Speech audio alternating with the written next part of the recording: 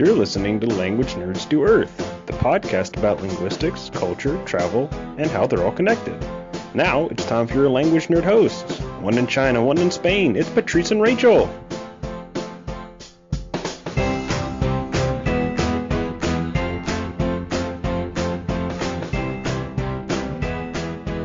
Hello, everybody.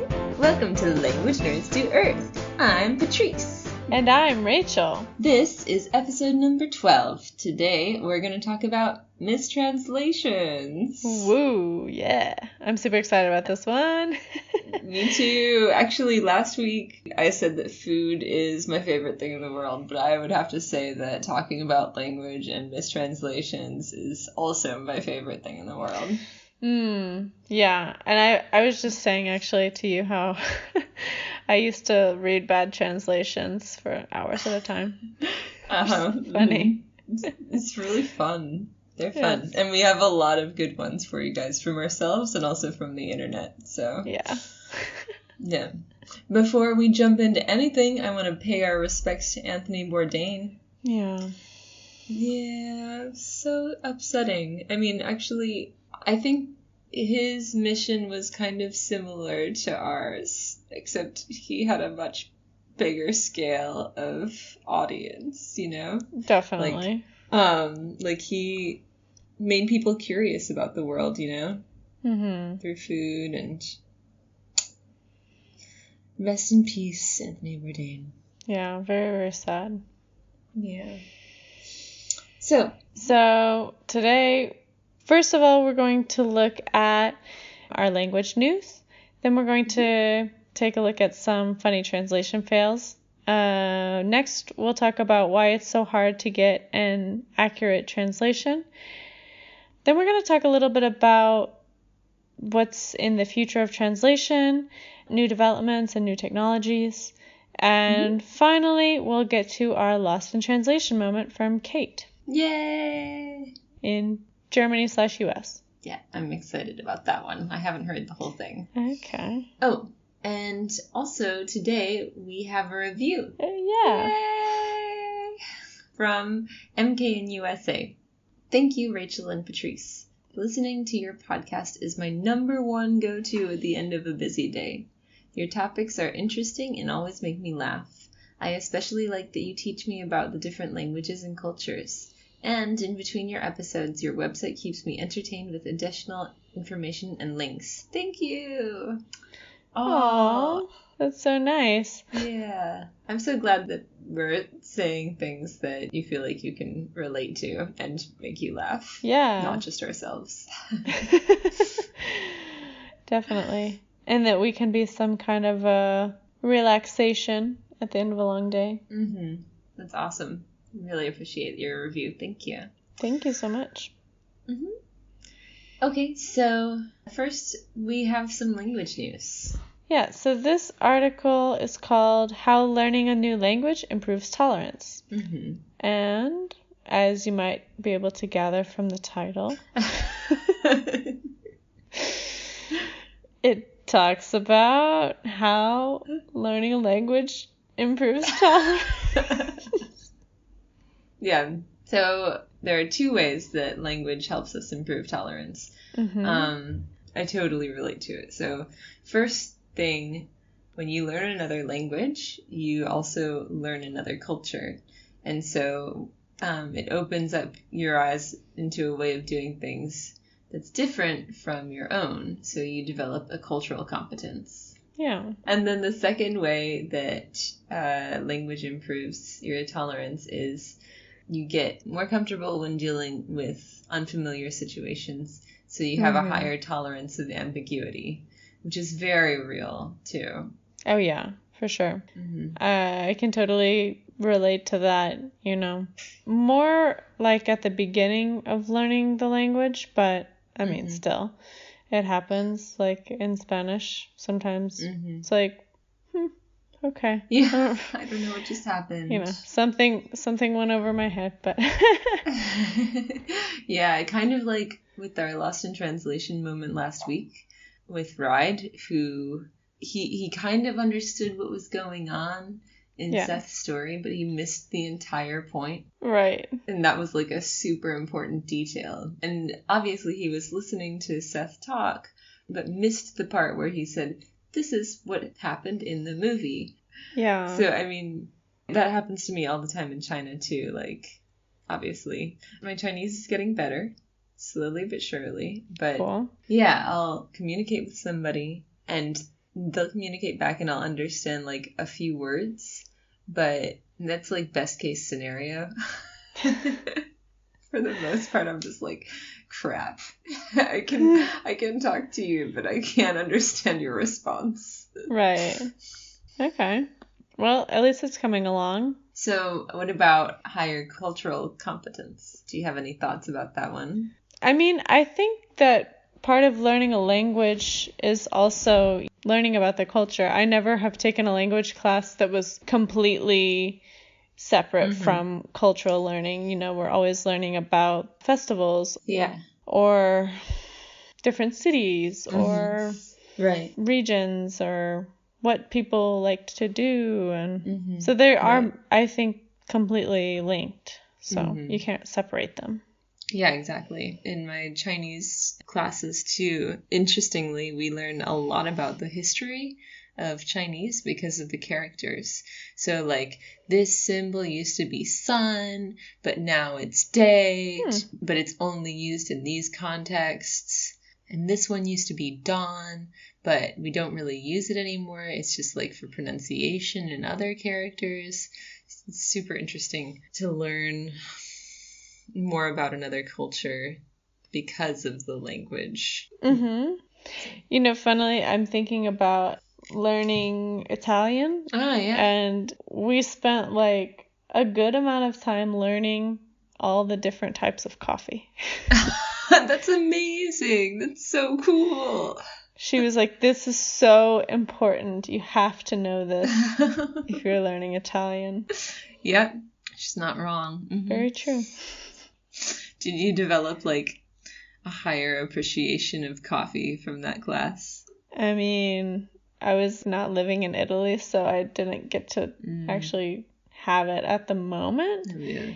But I got to appreciate, you know, the fact that there are so many different kinds and the difference between them is so small, seemingly. Yeah. But it's interesting that there's so much variety. That's so cool. I bet Italian has, I mean, well, they do. They have a lot of different words that we just take from them for coffee, right? Like Right, espresso and can't think of any more. Latte. Latte, thank you. Macchiato. Cool. So should we move to our translation fails? Yeah. Yay. Yeah. To warm us up, I have just a list of a few that I found on the internet. This is in an Indian airport. It says, eating carpet strictly prohibited.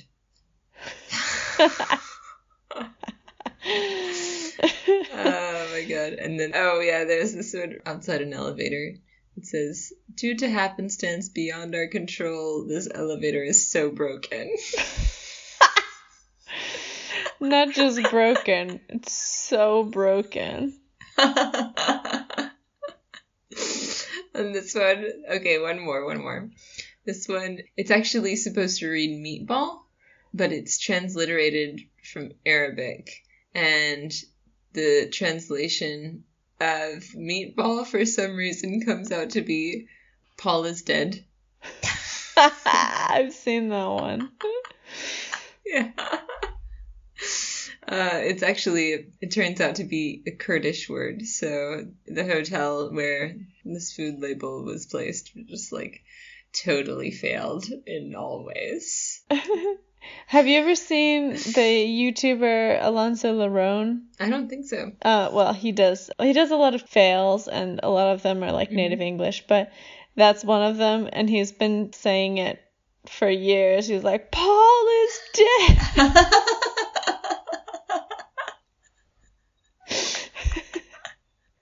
That's awesome. He's awesome. He's super funny. Yeah. You'll have to link to him. Yeah. I'll have to check him out too. So, yeah, Rachel has a bunch of her own from your experience, actually. Yeah. Okay, so I'll start with a simple one. Mm-hmm. This was from a store in Korea, and it just says sleigh. SLAE. Otherwise known as sail. Ah, yes, sleigh. Sleigh queen. No, it's just funny that a 4-letter word can get miswritten. Oh, yeah. I have a really good one from, like, a "you are here" sign. I just took a picture of it. I'll have to put it up on Instagram. And it's, like, it's perfectly written, but it's completely backwards. Like, it's a mirror image of the phrase "you are here." Like, how did you do Is that? it a mirror or what? No, it's like, and like all the Chinese is written the correct way. Like the It's characters just printed are like that?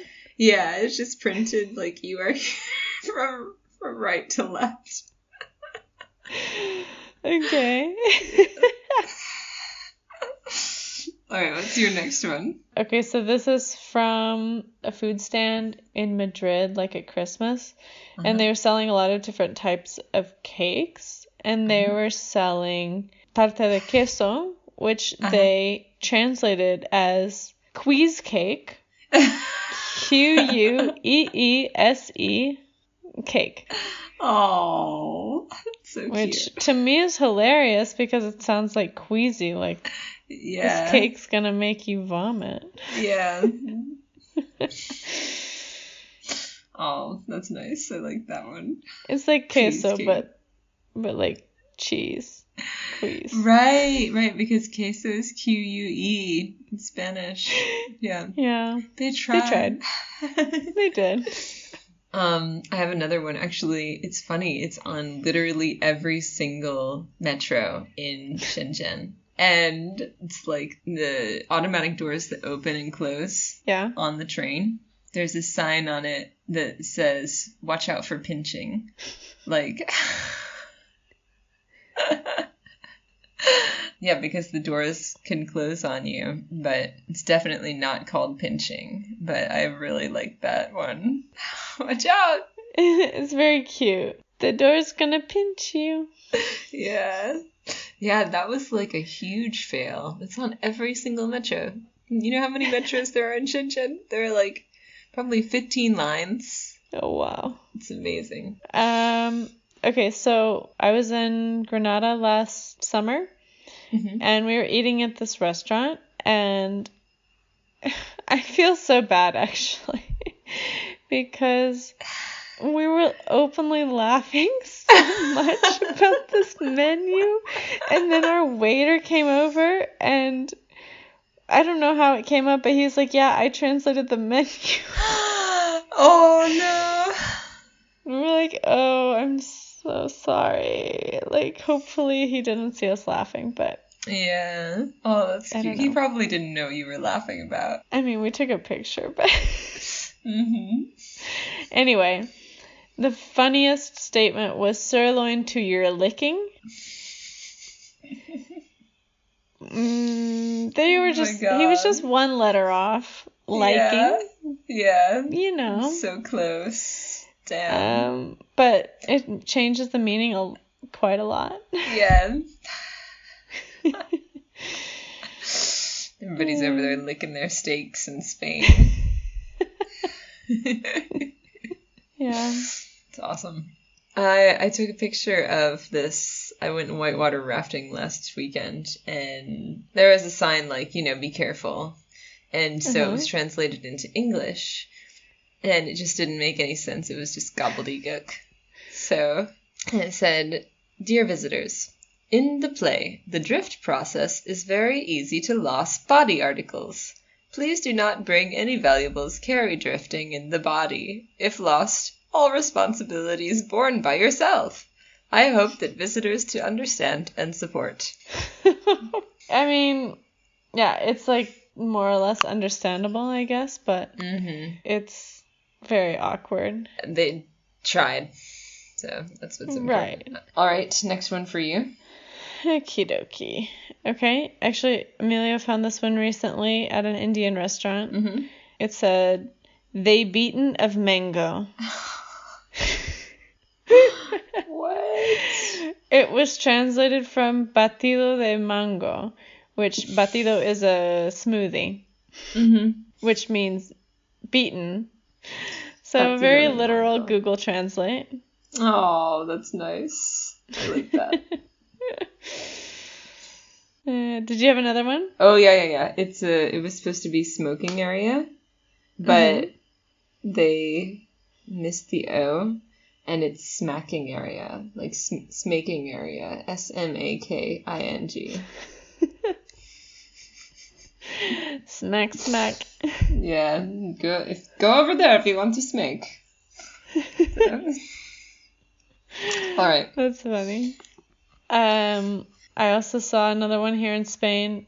Strippers. Mm-hmm. What do you think that might be? I have no idea. In fact, they were chicken strips. Oh, that's amazing.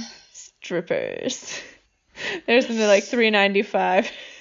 Oh, the cheap strippers. Yeah. Do you want to do your Peruvian one? Do you have some examples from it? I do.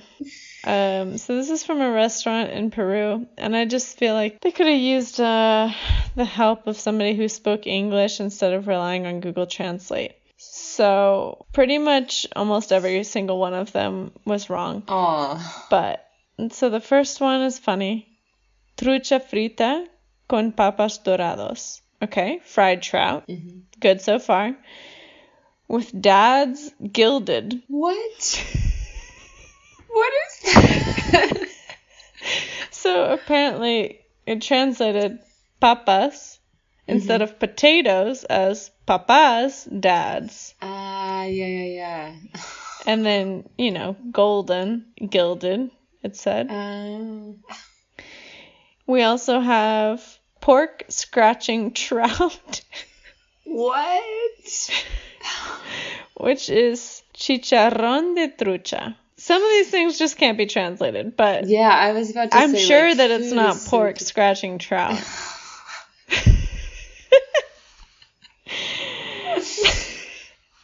Another one that I love is under the meat section, they have nuggist. Nuggist. So Instead nuggets. of nuggets. So they didn't even... They just gave up. Yeah, and they have a lot of these that are chicken to the wine, chicken to the oven, trout to the garlic. Literally, that is what it is. Yeah. Like al horno, right? If it was to the oven. Yeah, exactly. Yeah. Which To makes the- sense in Spanish, yeah. It's Right. the way something's cooked. Another good one is sudado de trucha, which is literally translated No. sweated of trout. No.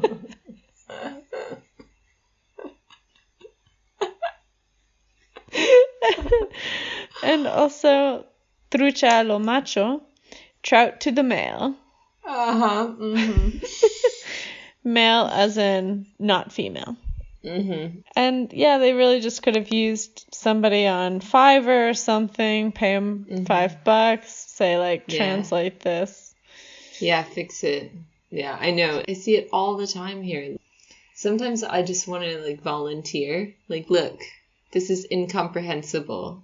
I will do this for free just to help you because I like your restaurant or something, you know? Yeah, Okay, cool. well, let's get into the nitty-gritty, Rachel. Mm-hmm. This is actually, like, one reason that I really wanted to start a podcast, so I could talk about this kind of thing and find other people who like to talk about this kind of thing. So, why? Why are translations so hard? That's an excellent question. Mhm. There are a lot of reasons. Mm-hmm. One of the reasons, though, is you're not just translating, literal words. Uh-huh. Like, for example, in that menu from that Peruvian restaurant, Well, you're translating cultures, basically. Yeah, you're translating cultures. You're translating an idea, really. Yeah. Which... Concept. Yeah, an entire concept. Each word carries in itself a history But maybe we should take something in English and kind of give you an example of why it's so difficult to translate a word. In translation, you have something called a polysemy. Mm-hmm. It's polysemy. And it's a word that has multiple meanings. And we have a lot of those in English. We have, for example, the word nail can be something that you nail into a wall, or your fingernails, or your toenails. And every language has those, just because that's what happened over time. That's how it evolved. Right. Also, one thing that can be difficult to translate is tone. Can we call it that? Mm-hmm. Tone? Yeah. Or, well, it's not exactly tone, but it's, I would say, related to tone, which is formal and informal you in different Romance languages, and German as well, right? And different Asian languages. I know Korean has, I think Japanese, and formal and informal I in Korean. Yeah. So you're not just saying the word I, or you're not just saying the word you. You're kind of trying to transmit a whole other thing. I don't know how to say it. It's a level of respect. Exactly. It's very contextual as well. I mean, you know, you would address somebody based on their age or their status or how well you know them. And you would choose which one to address them with based on that. And so it's very much rooted in context, I would say. Yeah, for example, like you mentioned the word I in Korean, it will change by who you're talking to. So if you're talking to somebody that you want to show respect to, not only will you call them by a certain title, you actually don't really say the word you in Korean. You don't really address somebody directly. You actually call them by the title that they have, like their professional title in a work setting or their position in the family. Yeah. And then to further complicate things, you also are going to change the word I, like you said. So the word cha in Korean is the form that brings you down a level so that you can show, you know, I am lower than you socially or professionally. Okay. As opposed to na, which is putting you on the same playing field. So this is something that's constantly going through a Korean's head. So where am I in relative position to you? And how do I navigate that? Also, like, right. I was reading a little bit more about honorifics in Korean. Like, if you're at work and you're talking to somebody above you about somebody else who's above them, you have to navigate that. That's super complicated. Yeah. It must be exhausting. And it said, like, most Koreans spend their first job, like, just trying to figure this out. Wow. Yeah. So if you try to translate that to, let's say, English, that we don't have that. We only have one form of you. It's the same for all. And only one form of I. You lose something. Yeah. In the translation. Yeah. You know? You're not transmitting the same level of respect or the same level of closeness as well, if you were to call somebody by the informal. Right. Right. And if you're translating into another language, okay, so for example, as a native English speaker, if I was translating into German, losing a meaning would kind of drive me crazy. Actually, that kind of goes well into something that I was reading about, which is translating titles. So if you've ever been in another country or studied another language and you've seen the titles of movies or books or TV series and seen the translation of them, either to English or to the other language, a lot of times they're really strange. And why is that? Yeah. So for a start, so the way that a title is translated, well, titles are already highly contextual and relative to whatever culture they are written in. So you can sometimes translate more or less literally, but a lot of times they're changed quite drastically because translated to another culture, I mean, they could understand the words, but it wouldn't make any sense, the same title. Yeah. I actually have an example of that. I remember. Do you remember the movie What Happens in Vegas? Yes, I do. Yeah. So, What Happens in Vegas, what's the rest of that phrase? Stays in Vegas. Right, yeah. So, What Happens in Vegas is actually a reference to a phrase that we use in English. Right. They don't have that phrase in other languages because Vegas is an American city. So in German, it's called Love Vegas. Okay. Yeah. Well, and I would venture to say that even in other English-speaking countries, they might not use the same expression. Yeah, that's true. I mean, they might be familiar with it from media, but they probably wouldn't use it, I would guess. Right. One of my favorite examples, this movie somehow always comes up in my classes, which is the Shawshank Redemption. And Shawshank is the name of the prison, right? In Spanish, the translation is the perpetual chain. So it has nothing to do with Shawshank. That's a very English-sounding name. Yeah. So it would be very strange to translate it with that title. So I've noticed a lot of times when they have like the name of a place or the name of a person, sometimes the name is changed. Do you remember that movie, The 3 Billboards Outside Ebbing, Missouri? Oh, yeah. I haven't seen it, but I know what you're talking about. Yeah, so the name in Spanish was like 3 signs in the outskirts. Ebbing, Missouri, very English, very American. So would not do well in the Spanish culture. Where's Missouri? Nobody knows where that is. Right. Or what that Ebbing, is. Missouri could be like an international city for all they know. Where like the general populace would know. Like Ebbing, Missouri. It sounds like it could be like a fancy place. It's not Las Vegas. Yeah. So yeah, that's a good pretty one. interesting, I think. I'm always a little confused here because whenever I see the titles, they advertise a lot in the metro or on bus stops and stuff for movies and for TV series. But I never usually know the name in English because I just see so much of the Spanish title. And then I just try and translate it and people are like, what movie? I'm like, the one has like Matt Damon or something. They're like, oh, that's called this. I'm like, oh, that's a very different name than what I thought it was called. Yeah, I mean, that's a really good example, translating movie titles, and I'd love to see what Shakespeare's titles are translated into in Spanish, too. Yeah. And then, I mean, translations, they can be fun. I actually found a list of when they go downhill for real. I found an article that kind of argued that mistranslations actually played a huge role in 3 major U.S. wars. The first one was in Iraq. So the CIA ascertained some documents saying that Iraq was trying to buy uranium from Nigeria.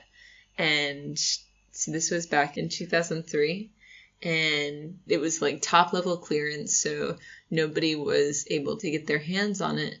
But in 2013, so like 10 years later, the Director General of the International Atomic Energy Agency in Vienna, he got the documents and analyzed them. And the agency concluded, with the concurrence of outside experts, that the documents were not authentic. And a simple Google spell check would have been able to tell you this document, which I guess was in Arabic, it didn't really say. Or Farsi, maybe. Oh, yeah, Farsi, that makes sense. It had a lot of spelling mistakes, and the paper wasn't official, or it was clearly not real. Right. And Bush was like, clearly the leader of Iraq has something to hide because, we know that they tried to get uranium.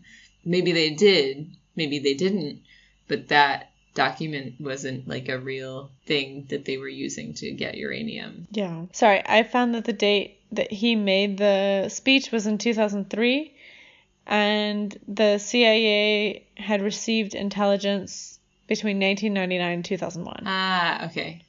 Yeah, it's crazy. Do you want to do the next one? Yeah. So the second one was, I never know, is it Hiroshima or Hiroshima? I think they both work. Okay, I've heard both. Yeah, I think in Japan they say Hiroshima. Okay. Well, in Hiroshima, basically the U.S. sent a message. They stated that if Japan did not surrender, they would face prompt and utter destruction. Mm-hmm. And basically the Japanese were kind of trying to decide what to do, and they hadn't made a decision yet when the Prime Minister was asked what they were going to do, and he wanted to say basically no comment or refrain from comment, mm-hmm. and it got translated as not worthy of comment, mm-hmm. which I'm sure you know what happened ticked next. Off the Americans. Yeah. Exactly. Yeah. Actually, yeah. Rachel and I are from the town where the material for the Hiroshima bomb was constructed. Yeah, right. Where the plutonium was refined? Yeah, Manhattan Project. Yeah. From Oak Ridge, Tennessee. One of the 3 cities. Yeah. And I went to Hiroshima a few years ago, just because I was going through Japan and I was like, I obviously have to go there. Not only to see it, but just as an obligation being from Oak Ridge. Yeah. And an homage. Yeah. And it was a really beautiful city. It's obviously completely newly constructed, right, but a very friendly city. But yeah, the tower where the bomb went off, straight above it, a mile above or something, mm-hmm. they keep it standing. The iron in it is still standing. Oh, wow. So you can go look at it, and it's really moving just to think about the people who were in there and who were promptly just obliterated as soon as it went off. It's really amazing. That's insane. Yeah. And it kind of boiled down, I mean, not totally, of course, but one of the big impetuses mm-hmm. was that mistranslation. Yeah. It's really unbelievable. So, I mean, that's why it's so important to have a good translator. Oh, yeah. Okay. Number 3, the third mistranslation war was actually Vietnam. What happened was the North Vietnamese were chasing an American ship, and the American ship attacked the Vietnamese ship. And so the NSA intercepted a communication that said, "We sacrificed 2 comrades." And they mistranslated it as, "We sacrificed 2 ships." And so they were like, okay, it's war. And the transmission was destroyed. So there's no real evidence of it? Yeah, it says the NSA then refused to correct the mistake and destroyed the source material. God. Meanwhile, President Johnson authorized broad military action in Vietnam. Yeah. Wow. It's really, I mean, that's pretty upsetting that just the lack of understanding can lead to such widespread destruction, Yeah. Yeah, and it shows, how important this is and how it's not, of course, we like to talk about it and think about it because we're kind of nerds like that, but actually it has significant implications. Mm-hmm. Yeah. And I think, even if somebody in, for example, the NSA during these tensions with the North Vietnamese, if somebody in the NSA had happened to study Vietnamese and mm-hmm. had an understanding of Vietnamese culture, even if they couldn't translate that right, I feel like when you study a language and you learn the culture and learn more about the people, that humanizes them more. in your eyes, you know? Oh, definitely. It brings you closer to them, and it's not as much like me versus them. I don't know. Maybe that's like taking it too far, but if somebody in the NSA had known anything about Vietnam, then maybe they would have said, hey, I've had experience with Vietnamese people before. Let's like double check this translation or something. And they might just emotionally feel more obligated to like look into something more. That's a good point. Okay, so let's move on to the future of translation. I almost forgot about that part. Yeah. So obviously we have Google Translate. That's come a long way in the last 10 years. I remember 10 years ago, I had studied in Germany. I was about to be in Spain, and I remembered it was like Google Translate was a joke. You know, you might use it for a word here and there, but when it came to grammar or context, so bad.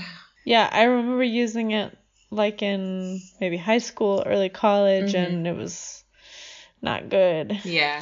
It was very, very obvious if you used Google Translate. Yeah, exactly. Whereas now, you know, it's a lot better. I mean, still you can find wonky things, but it's way better. Yeah, definitely. The technology is improving a lot.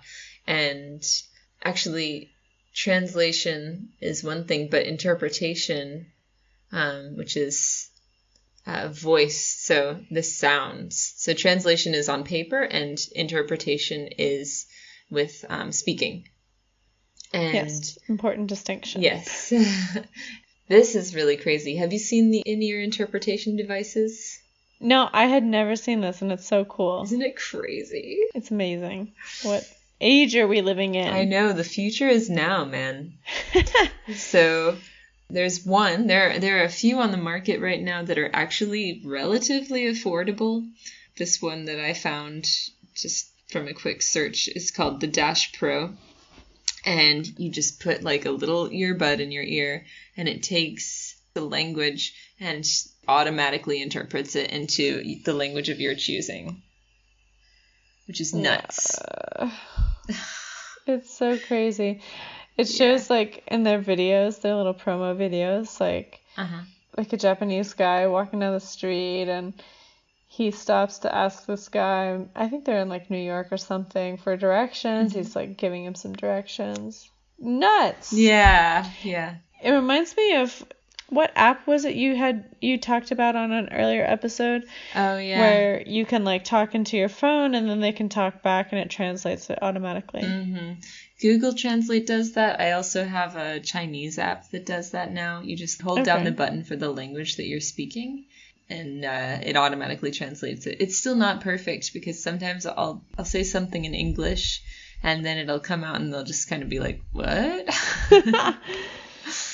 So, and I think these devices are probably still not perfect and they're not simultaneous. Like, you go to the UN and you get a headset and you'll watch somebody talk, and an actual person, an interpreter, is simultaneously translating the words that they hear into your ear, which is a super hard job, by the way. They have to do like 15-minute increments.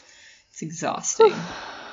Interpreting is really hardcore. Yeah. Have you done it much? I guess you have, in Peru especially, huh? Yeah, I mean, that was low-key. Yeah. I mean, just kind of interpreting what my mom was saying or what people were saying to her. But, I mean, real interpreters, we kind of practiced a little bit in my translation class in college, and it's super hard. Like, there are two kinds, like the kind where you either do it in increments, like you were saying. Yeah. And you have to listen and pay attention and remember everything for a couple minutes. Or you have to speak and translate at the same time that you're listening, so it's continuous, which is like what they do at the UN. Yeah. Simultaneous interpretation. That's really difficult. Yeah. It's crazy. I mean, that is really expensive too, simultaneous interpretation.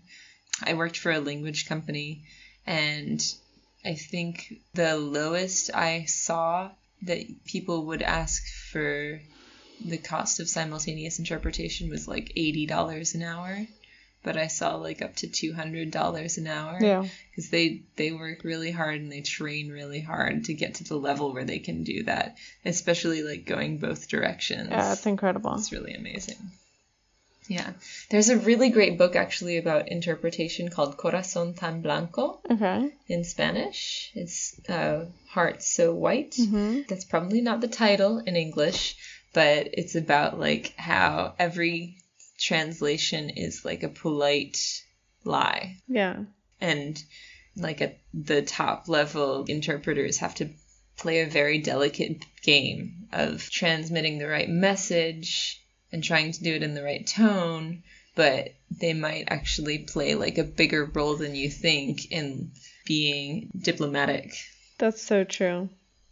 Have you ever seen that episode of Friends? This is kind of random, but Phoebe goes on a date with this ambassador who doesn't speak any English.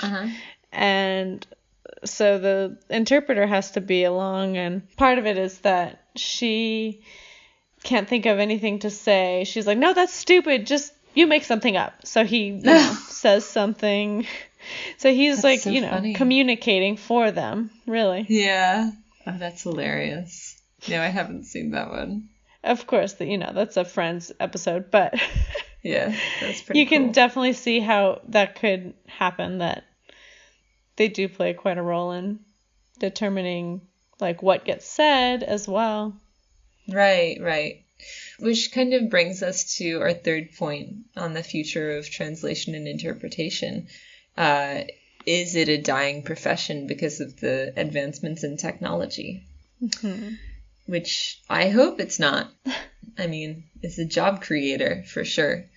But also, going back to our news article about how learning a language improves tolerance, I mean, besides all the other benefits that we've talked about before too, like how it delays dementia and... Yeah, increases compassion. So I hope that with the advancements in technology, we still have the drive to be able to connect with each other, even though it'll be easier to connect over a translator app. Yeah, anyway, for now, I think that these professions aren't going anywhere, at least in my opinion. You can't really replace a person with a machine. And especially a lot of these technologies are still kind of in their infancy, so it's going to be a while before they're anywhere comparable. Right, and prevalent enough to start really doing a good job. Yeah. And trusted, Right. Like, if I put something into Google Translate, I can feel pretty good that it's somewhat correct, but I'm not trusting it inherently. Right. If you really need it to be a perfect translation, you're going to go to a native speaker. Exactly. Well, I feel like I got my nerdiness out for the day, so thank you, Rachel. Me too. Rachel's going to bed soon, but I have the rest of the day now where I don't have to talk about this anymore. So, cool. Let's go to the next segment. Yeah. Da-da-da-da. Which is...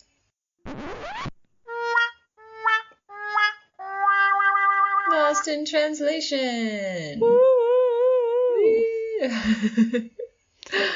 All right. So this is Katarina/Kate in English. She sent us a great Lost in Translation, actually 2 stories, so let's take a listen. Hi, my name's Kate. I'm originally from Germany, but I'm currently living in the US as an au pair, which is basically an international live-in nanny. And I want to share 2 Lost in Translation moments with you today that happened to me after I got here. A few weeks after I came to the US, my host family and I decided to make pizza, and I offered to go to the grocery store to get everything that we needed. Well, one of the toppings that my host dad wanted was pepperoni. And I got all the ingredients but pepperoni. So I was wandering around for several minutes looking for pepperoni, and I was not able to find it. So I finally called my host dad and said, hey, they don't have pepperoni. The closest thing they have is jalapenos. Do you want me to bring those instead? And he goes, Kate, that's not the same thing. One's a vegetable and one is meat. So what happened is that the German word for a hot pepper is pepperoni or pepperoni. And the German word for pepperoni is salami. So I had a total moment of language confusion right there. But after I told my host that about it, we just laughed, and I was able to get him his pepperoni in the end anyway. So we had a happy pizza ending. The second moment I had, it's not really a moment, it's more like a phase, and it has to do with the kids' song Row Your Boat. I didn't know this song because we don't have that in Germany. I was eager to learn it anyway. Most of you probably know the song. It goes something like this. Row, row, row your boat gently down the stream. Merrily, merrily, merrily, merrily, life is but a dream. It's such a short song, but I had quite a few misunderstandings. Firstly, I thought it goes row your boat gently down the street instead of the stream, which I found odd enough, but I didn't really think about, because from here on it only gets worse. Instead of life is but a dream, I understood life is buttercream. You know, the buttercream that you actually put on a cake. So I kept on singing this song aloud, even in public, thinking it was just a funny song to make children laugh. Well, eventually my host mom realized it and corrected me. But we actually found it so funny and kind of cool that we kept on singing the buttercream part. Yeah, life is buttercream. So. I love that one. Yeah. That actually, that's a hard song to understand. It's kind of, people don't really speak like that. Right. I don't know about you, but I'm pretty sure I misunderstood it as a kid. Actually, that's what I was going to say. Like, I'm pretty sure that it took me years to really figure out what all the words were to row your boat. Yeah, I thought it was like butter dreamers. I don't know what. Yeah. I don't know when I understood that, like, but a dream was a thing, because it doesn't make sense. Actually, they should probably change it. They should have it, like, be life is just a dream, or I don't know. Yeah. It's super old, super antiquated. It's like a throwback to, the olden days of speaking. Mm-hmm. Right. Life is but a dream. Yeah. Yeah, that's good. Thank you so much, Kate, for your moment. We really appreciate it. Yeah, and actually, I think I've had the reverse with the pepperoni thing. Yeah. I'm pretty sure that I mistakenly thought that it was meat, and it turned out that it was a pepper. And I think that was in Italy. Yeah, it's funny. I don't know why we call them pepperoni in American culture. I don't know if any other English-speaking culture actually says pepperoni or salami. I don't know either, to be honest. Well, thank you so much for your stories. Yeah, that was great. And if you want to submit a Lost in Translation moment, you can send us a voice memo to languagenerdsdoearth@gmail.com, or you can go to our website, which is languagenerdsdoearth.com, and go to the contact section, and you can actually hit the record button and record yourself giving us your Lost in Translation moment. So it's super easy to do it now. No excuses. No excuses. Yeah. We need them. We know you've got them. Yeah. If you think that you don't have them, then you're just a liar. We're not the only ones. Yeah. So, what do you think? We'd love to hear your thoughts on translation. Do you have any translation fails that you've seen? Do you have a story about a title being translated weirdly? Maybe a war that could have been avoided if not for a bad translation? I don't know. The Crusades, for example. I don't know. I bet we could find something in there. Or maybe you've even avoided a war with your excellent translation skills. Yeah, we definitely want to know about that too. Uh-huh. If you have any pictures of translation fails, you could even leave a comment with that on this episode post. It'd be really cool. Or post it on Instagram and tag us. That'd be cool. Yeah, it'd be awesome. Yeah, so don't forget to subscribe to our podcast so you can get new episodes as soon as they come out when they're fresh. Hot out the oven. Yeah, hot out the oven, exactly, yeah. And follow us on social media. We are on Facebook, Instagram, Twitter, Pinterest. And you can subscribe to our blog. I've got a new entry coming out. And there's a festival this weekend in China that I really want to participate in. So hopefully, yeah, the Dragon Boat Festival. Definitely want to make something about that. Cool. Yeah. And please leave us a review if you have a moment. It really helps us to have more visibility. And then more people can listen to our podcast and hear about our world and how awesome it is. So it would be really nice if you could take a minute to do that. And if you enjoyed it, tell your friends about it. And yeah, what's our next episode about? Do we know? Yeah, we do. Third culture kids. Yeah. I forgot. Yeah. I'm excited. Yeah, that'll be really fun. We have some guests coming next week who are third culture kids. Yeah. And yeah, I think that's pretty much everything. Yeah. Thank you so much for listening, everybody. Yeah, we really appreciate it. And we will see you next week. Yep. Have a good one. Bye. Bye.